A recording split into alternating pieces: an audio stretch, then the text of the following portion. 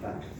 Pero la idea es tocar algunos aspectos que nos permitan fundamentalmente recordar realmente lo que son básicamente algunas, entonces, claro, que nos permitan entender un poco cualquier paciente neurológico en general. De manera que en esta primera reunión es básicamente poder justamente enfocar cómo es que tenemos que enfrentar a un paciente neurológico, ¿no? Para que de esa manera no nos distraigamos mucho, no nos confundamos un poco. Vamos a tener que tocar un tema que ahí no está en el sílabus, ¿ya? Pero que es súper importante porque básicamente nos va a permitir entender igualmente un poco todo lo que significa, todo el trasfondo, lo que significa enfermedad neurológica. ¿Ya? Entonces, esto es un poco lo que tenemos que ir tratando de hacer.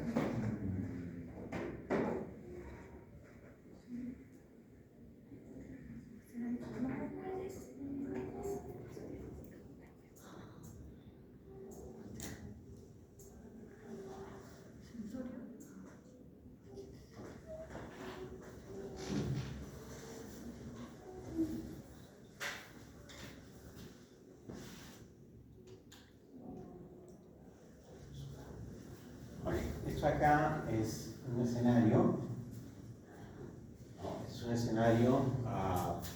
de paciente que ingresa por emergencia, por familiares que lo encuentran en la mañana al despertarse con una dificultad para la deambulación.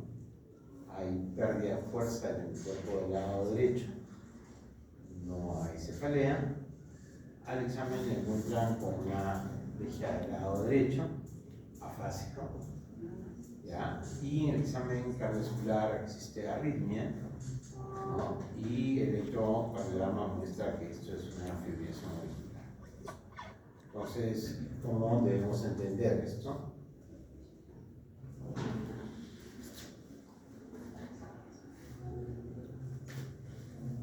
Entonces, este es un paciente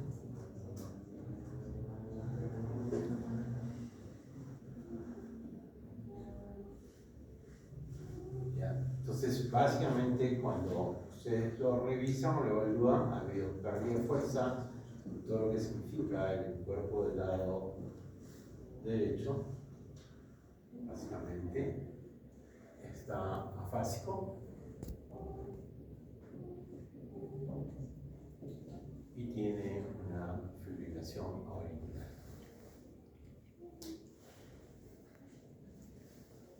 ¿Qué es lo que supuestamente debemos básicamente pensar, que debemos básicamente enfrentar frente a este paciente? Una CB o un trombo, porque la fibrilación tiende a formar un problema básicamente de un evento isquémico. Un evento isquémico que está ocurriendo en el paciente. Ok. ¿A dónde está ocurriendo?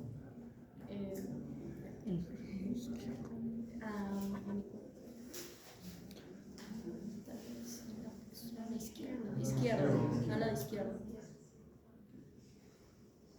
Está ahí. Eso es lo primero que se ocurre, ¿cierto? Okay. Entonces, aquí habría que solamente aclarar dos cosas que son básicamente de información. Entendemos en hemiplegia diferente de una hemiparesia. ¿La podemos diferenciar? Claro, la hemiplegia es que no hay algún tipo de movimiento, ¿no? En cambio, hemiparesia es sensibilidad, hablando de sensibilidad. No.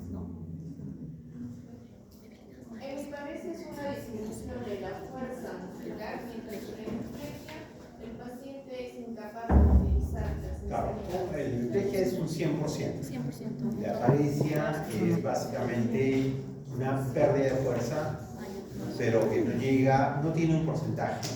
pero que no llega a ser un 100%, o sea, yo puedo movilizar, ¿no? Y el tema de afasia,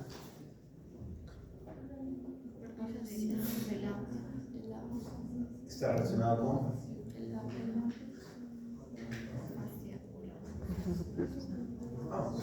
no hay. Aquí nadie tiene que tener temor de equivocarse o no equivocarse, ya es aclarado. Has hecho afasia. ¿Qué es afasia? Es comprender y comunicarse. ¿Sí? Lenguaje. Una incapacidad de hablar.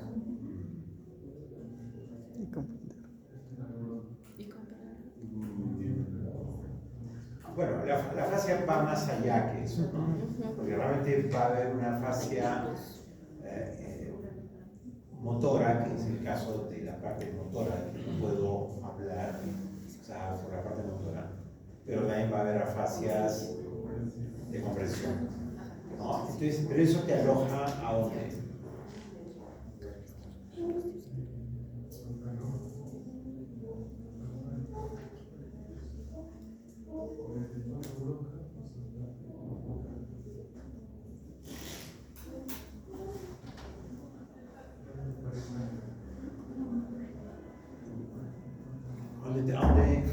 ¿A dónde te aloja eso?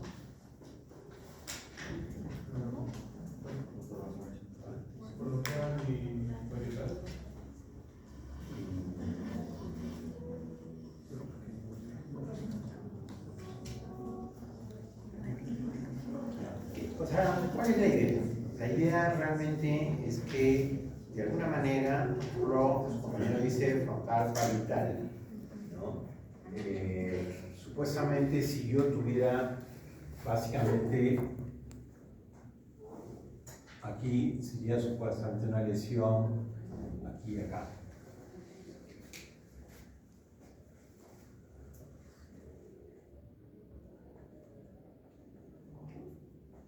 Dejémoslo ahí. Porque no, lo que pasa es que es importante porque justamente lo que tenemos que hacer es revisar esos puntos. O sea, lo que es necesario es recordar un poco, no es que ustedes lo vayan a aprender, ustedes ya lo saben. Lo que van a hacer es solamente, digamos, sacar un poco lo que estaba medio guardado ahí y tratar de. Entonces, perfecto. Entonces, el primer escenario que ustedes han imaginado y que ustedes han planteado es que este paciente ha tenido un evento cerebrovascular, ¿no?, de tipo isquémico, ¿no?, por un tema de relación con el tema de fibrilación auricular. Eso tiene una secuencia lógica. ¿Ok? Si yo les cambio el escenario y no les pongo básicamente que este paciente tenga una fibrilación auricular, sino que ese paciente es un paciente igual, sino que le ahorramos el tema de fibrilación auricular, ¿qué otra posibilidad podría haber?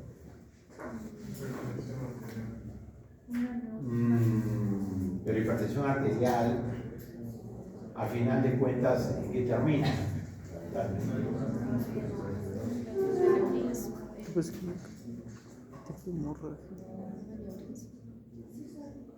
Supuestamente yo lo que tengo que tratar de hacer es explicarme este hallazgo. Entonces yo en un momento determinado se me ocurrió, o sea, pensé básicamente con el tema por el tema del fondo, pero si no tuviera el tema de fibrilación auricular, otra cosa tendría que pensar. Pero es lo mismo, estamos hablando de un evento isquémico.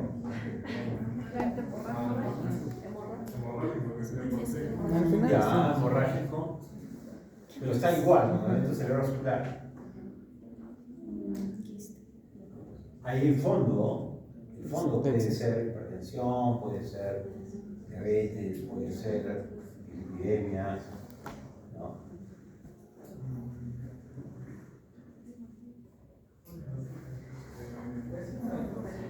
¿Cómo?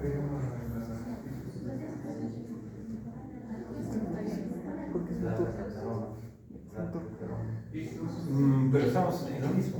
O sea, el fondo del evento cerebrovascular es siempre un tema básicamente de una arteria, que es básicamente la que ya sea se tapó, se obstruyó, o ya sea se rompió. Y si se obstruyó, dio un evento isquémico, si se rompió, dio un evento hemorrágico. Ahora, ¿cuál es digamos, todo lo que rodea al evento vascular? En el fondo del evento vascular, ¿no? El fondo va a ser fundamentalmente ¿cuál? Aterosclerosis. Por la edad. Y aterosclerosis tiene un fondo también que es disfunción del endotelio. Y endotelio significa diabetes, hipertensión, fumador, factores de riesgo, etc. Pero todo gira alrededor del evento cerebrovascular. No pensemos en una enfermedad en ese momento, sino pensemos en una posibilidad adicional.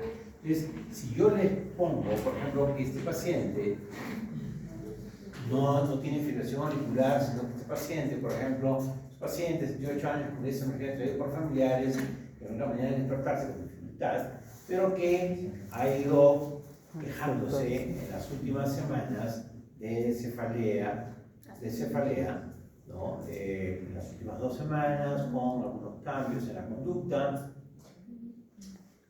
¿Qué deberíamos de pensar? No pensemos en enfermedades, nunca pensemos así. Si no, ahí te vas a caer por los riesgos.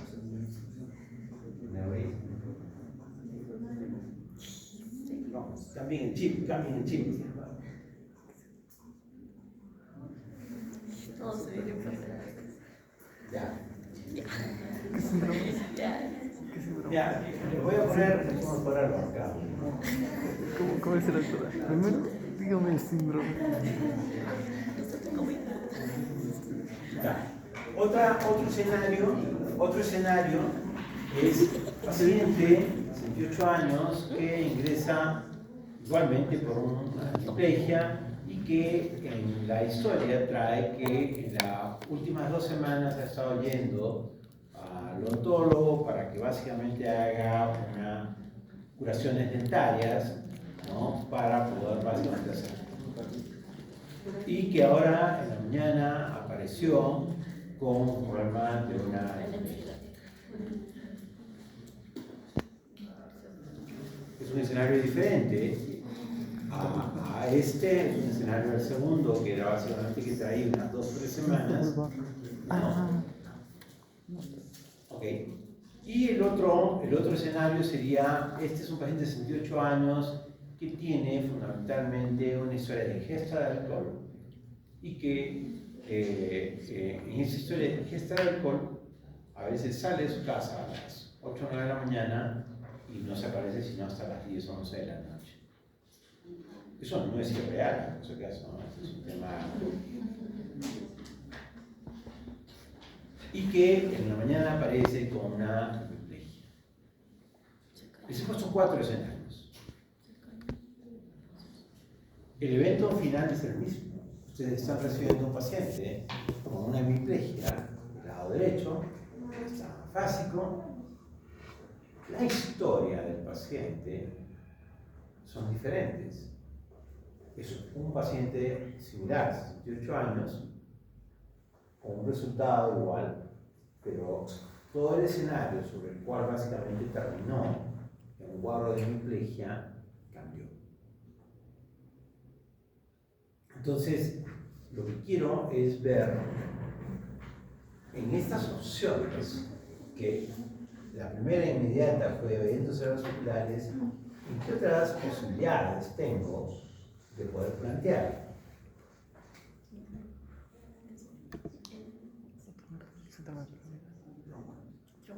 Trauma.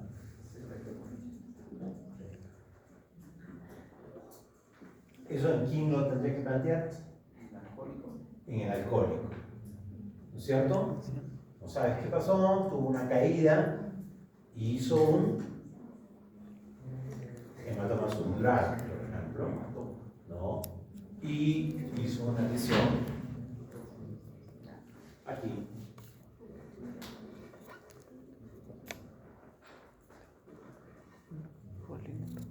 ¿Qué otra más? El dentista. Una periodontal. No, ay, no tiene ¿Una qué cosa? nombre. Periodontal, ¿por qué periodontal? No, ¿qué pasa? Ah, ya. Pues Sigue, continúa tu pensamiento. Si hago una batería, ¿qué hago? No. Para que haga una focalización así. No. No, para que yo tenga, date cuenta de que lo que estamos haciendo es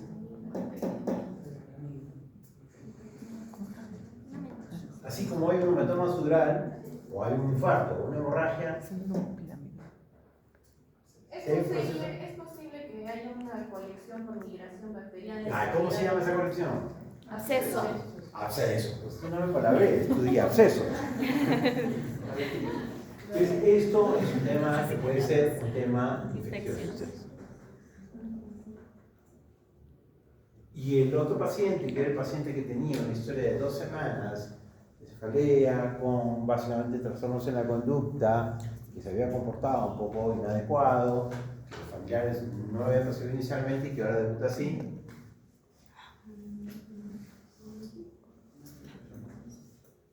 ¿Degenerativo?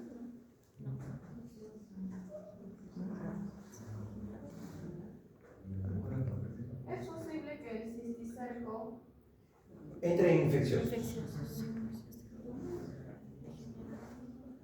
Entonces tienes vascular, traumático, infeccioso,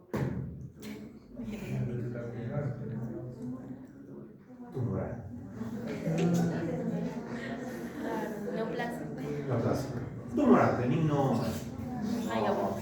No le pongas todavía apellido. Entonces, ¿qué hemos hecho? Hemos hecho 2 cosas. Hemos, uno, tratado de buscar dónde está la lesión y hemos tratado de buscar la causa de la lesión. ¿Ok? Entonces, esto es lo que siempre debe tratar de hacerse. ¿Quién es mi paciente? Mi paciente es este paciente de 78 años, es lo mismo un paciente de 25 años, es lo mismo un paciente, no es un paciente. ¿Quién es? Es un paciente diabético, hipertenso, para pensar el tema de que tenga una disfunción endotelial y compromiso vascular. No es lo mismo.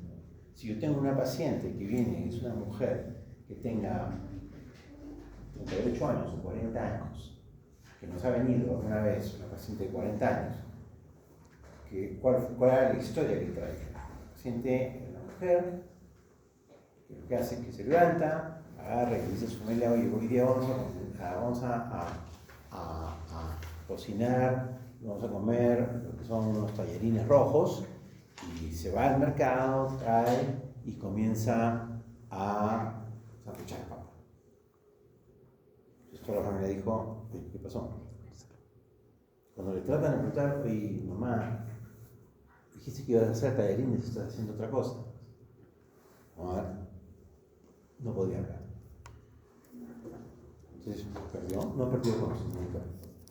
Simplemente tenía compromiso de lenguaje, o sea, estaba básica, pierde un poco de fuerza del cuerpo del lado derecho. Entonces la familia lo que hace es básicamente la agarra a casi mediodía y la lleva. ¿Algún antecedente? Nada. O sea, el paciente no es hipertensa, el paciente no es diabética, el paciente no es fumadora, no es obesa, el paciente no toma alcohol, no había tenido ningún tema de trauma, ninguno de esos. Uno lo examinaba, entonces, ¿qué pasó? Entonces, se le calificó básicamente como una paciente con una hemiplegia. ¿Quién era el paciente?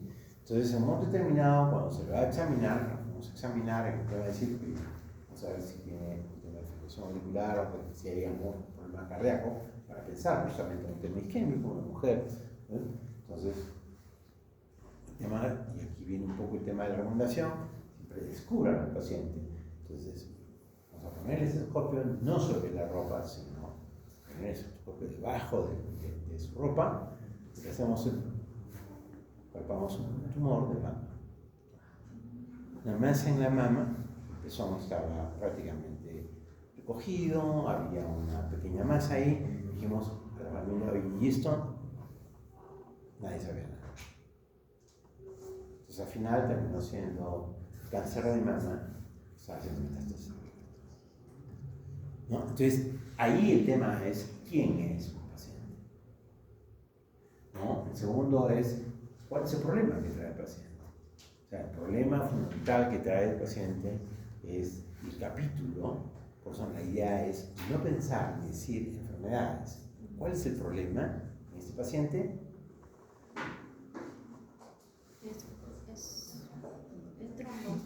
¿Cuál es el problema? ¿Cuál es mi problema? ¿Por qué te lo traen? Por la debilidad. Por la hemiplegia. La hemiplegia, Se lo traen porque la familia, oye, no mueve el brazo derecho, no habla. O sea, el paciente está hemipléjico. O sea, te lo traen, mi problema es mi hemiplegia del lado derecho. Como fácil. ¿Ok? Nosotros tenemos que saber identificar el problema y con eso plantear qué es lo que está pasando. Es lo mismo que hemos hecho ahorita. Que planteamos que hay una lesión en el hemisferio del lado izquierdo, no, es contralateral, al lado básicamente de la lesión. Entonces ahí viene el tema de decir, oye, ¿qué lado? ¿En qué zona la lesión? Entonces por ahí nos dijeron frontal, parietal. Entonces eso nos tiene que hacer recordar, básicamente en la parte anatómica, de lo que ustedes son expertos, en tratar básicamente de decir, oye, ¿dónde estaba la lesión? ¿Dónde están las zonas que manejaban el tema motor del lenguaje? Entonces, trato de recordar para poder ver dónde estaba la lesión. Entonces, ¿cuáles son mis posibilidades? Y esto es un tema que siempre deben hacer. Y esto es en general para todas las patologías. Siempre piensen en vascular, traumático, infeccioso, tumoral. Y luego viene un otro. Si ustedes piensan en esa forma macro, no se van a equivocar. ¿Verdad? Entonces, ¿y qué es lo que debemos hacer para poder confirmar ese diagnóstico? ¿Y qué debemos hacer para resolverlo? ¿Ok? Entonces, esto es la parte, que son las dos prioridades que debemos manejar en el enfrentamiento de un paciente neurológico. La prioridad uno es ¿dónde está la lesión? ¿Dónde está mi lesión? Entonces, evidentemente que para yo poder identificar lesión, debo tener por lo menos un recuerdo de lo que significa. Eso es un mapa. Y la parte del cerebro es como una caja en donde básicamente el tema está de poder básicamente saber dónde está. Entonces yo tengo, es como la caja de luz de su casa. La caja de luz de su casa, ustedes la abren y te van a poner este interruptor es para la llave general, este interruptor es para los focos, este interruptor es para los enchufes, este interruptor es para la cocina, este interruptor es para tal. Cada uno de ellos tiene.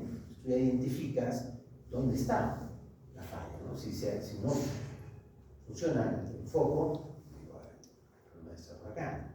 O sea, es un poco así. Eso es lo que hace el electricista cuando va a la casa y comienza a chequear, ¿no? Entonces, ¿dónde está? La lesión es focal, es multifocal, es un tema difuso.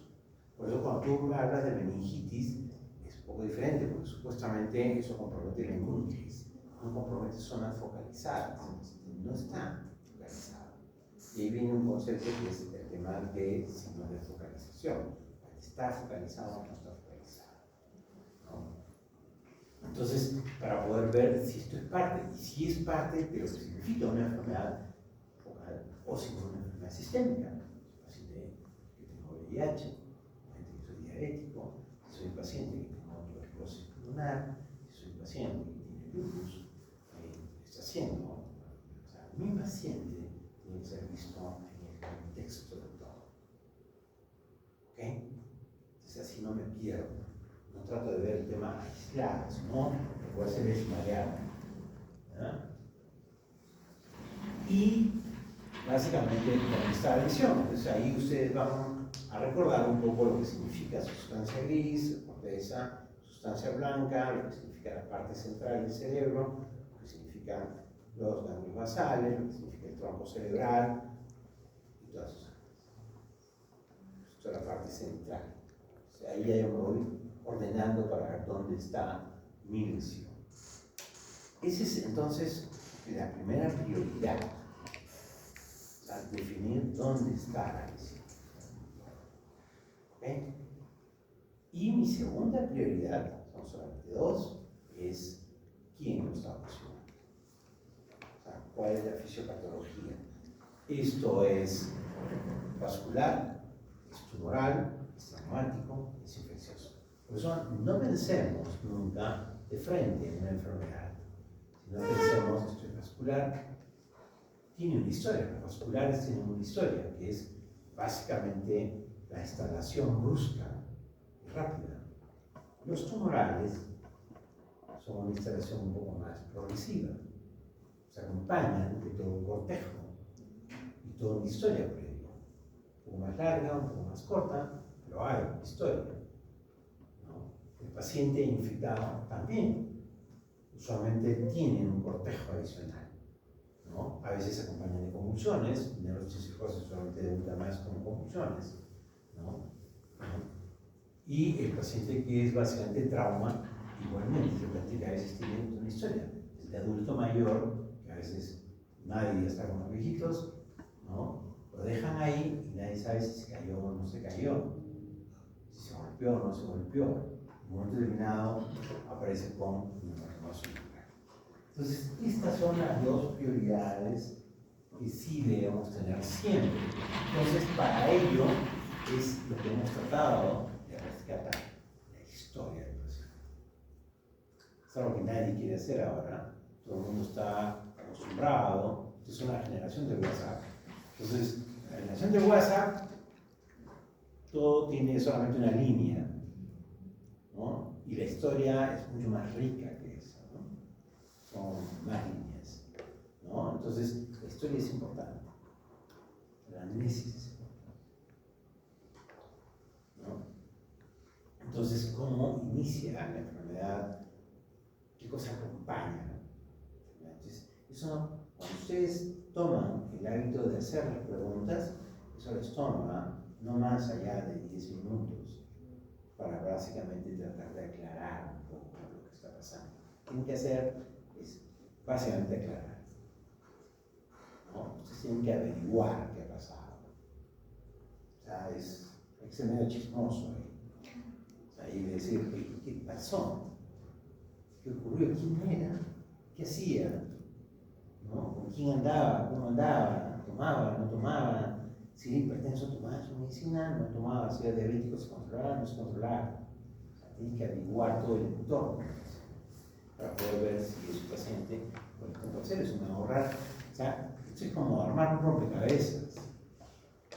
Ustedes arman rompecabezas, lo primero que tienen que hacer es cortan, lo que hacen es vacían toda la bolsa de las piezas.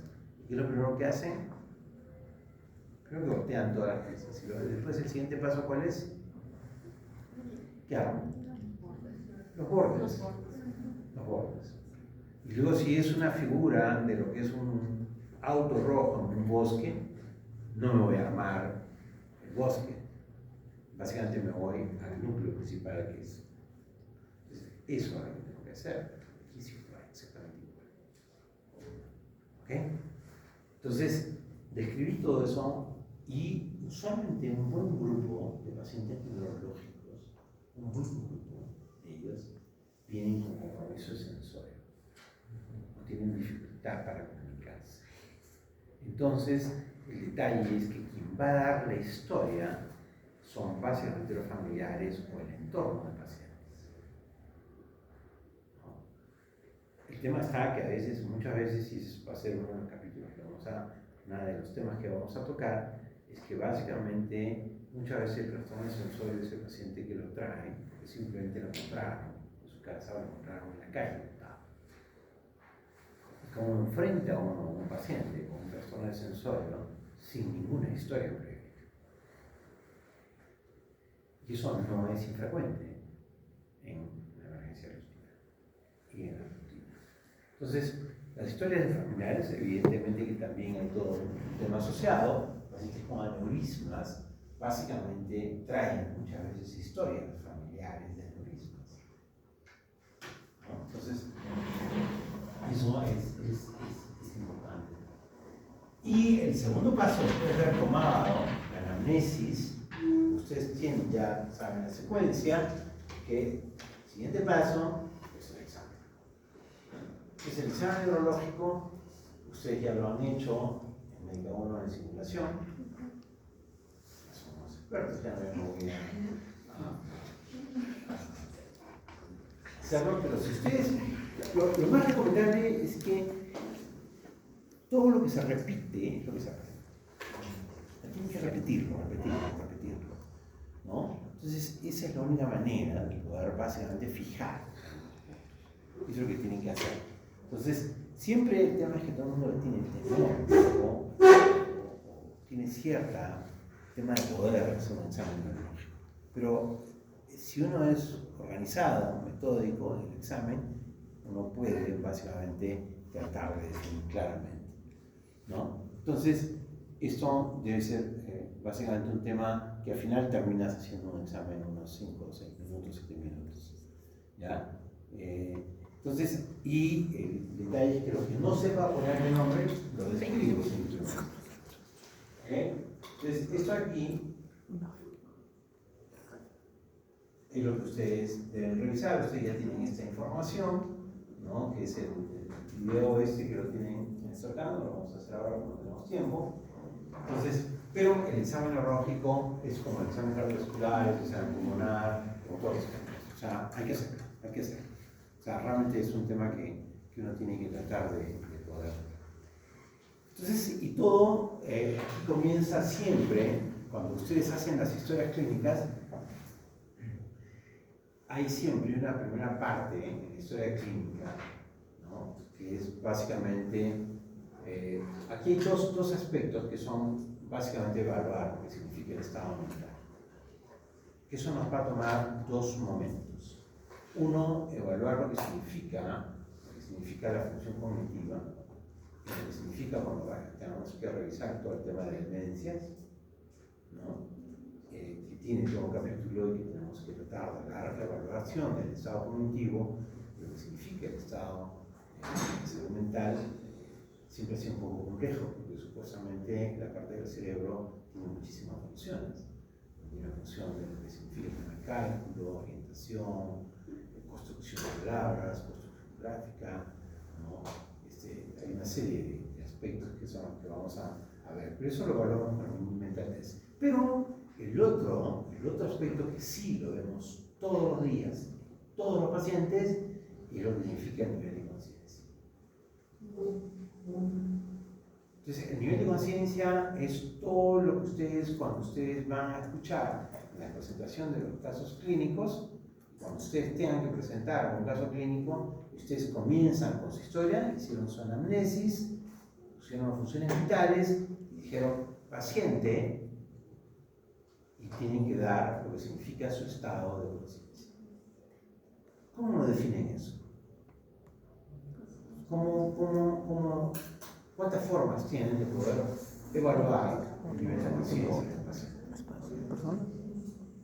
Preguntar primero a la observación, a la lectoscopía, un poco, Y después preguntando también, ¿no?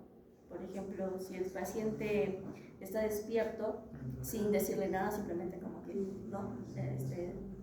O si no es recién despierta a la reacción verbal o al estímulo verbal, o si se le tiene que hablar, ¿no? Y estimularlo. Pero ¿qué nombre le pones a eso? Es orientación. Son pacientes.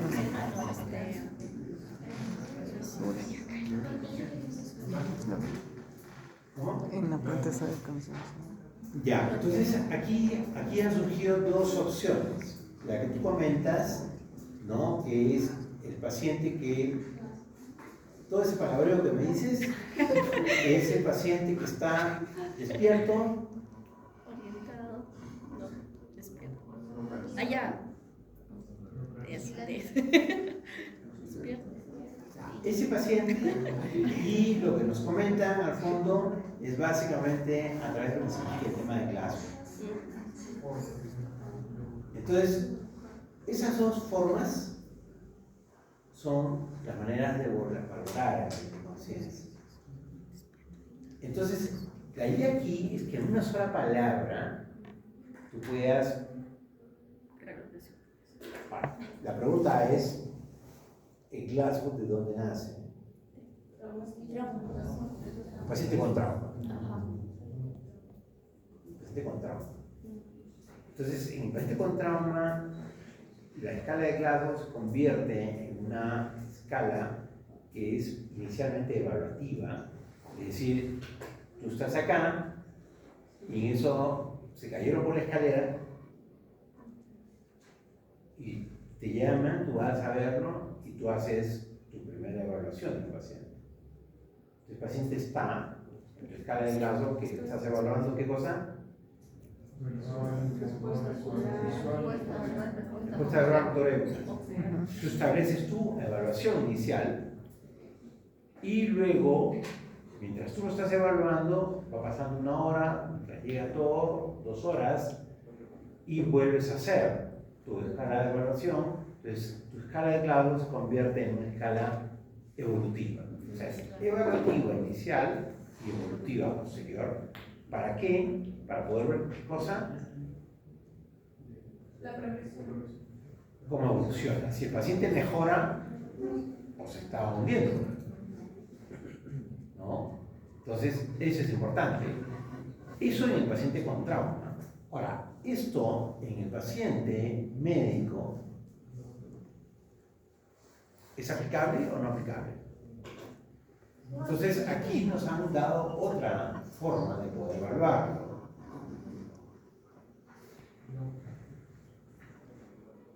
Entonces, por eso la idea era precisar cómo conocías esta escala.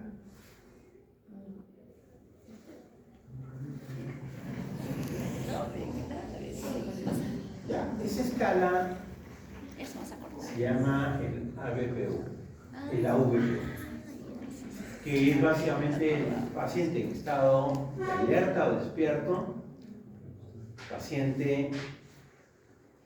¿Cuál es el siguiente? ¿Pero cómo denominas eso? Consciente. Somnoliento. Se paciente somnoliento, se paciente que tú te acercas, señor Juan, el paciente se despierta, te mira, te responde, lo deja estimular y se vuelve a caer. El siguiente estado es el soporoso, que es el paciente que tú necesitas estímulo físico. Y el último es el paciente que está en coma, que es el paciente que ya no te despierta así que lo estimulas. Entonces, esas son las dos valoraciones que tiene el paciente. Hay dos más, dos adicionales, pero con esa más. Entonces, eso lo haces todos los días con el paciente. Cuando tú te acercas al paciente, tú lo evalúas y cuando tú presentas a tu paciente, lo pones así: paciente despierto, paciente somnoliento. Entonces, si tú tienes que llamar por teléfono al asistente y tú le dices: oye, acaba de llegar un paciente que está soporoso, Entonces, supuestamente tú ya sabes que tiene un nivel de compromiso sensorio, casi está bajo, ¿no? Que requiere un estímulo físico. O sea, con una palabra estás describiendo lo que es su estado. Ahora, el tema de Glasgow es un tema que se ha aplicado, se ha llevado a la evaluación del paciente médico. Está validada, eso lo vamos a ver después, está validada, pero la idea es que tienes que tener en todo caso mucho, o sea, conocer bien, porque a veces hablar de un Glasgow que tiene 8 y poner respuesta verbal tanto, motora tanto, ocular tanto, a veces no es tan puntual en un paciente médico.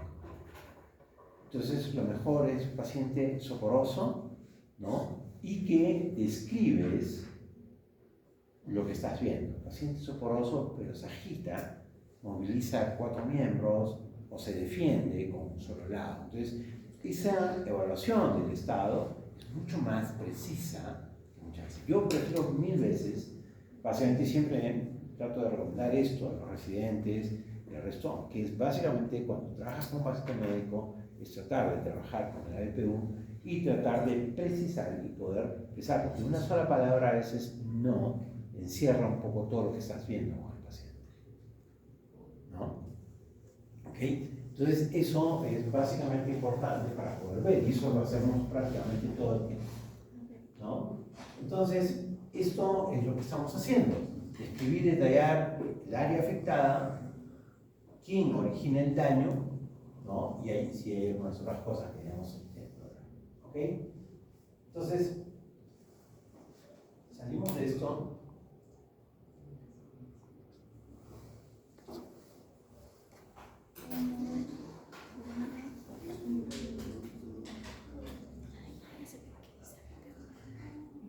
Por favor,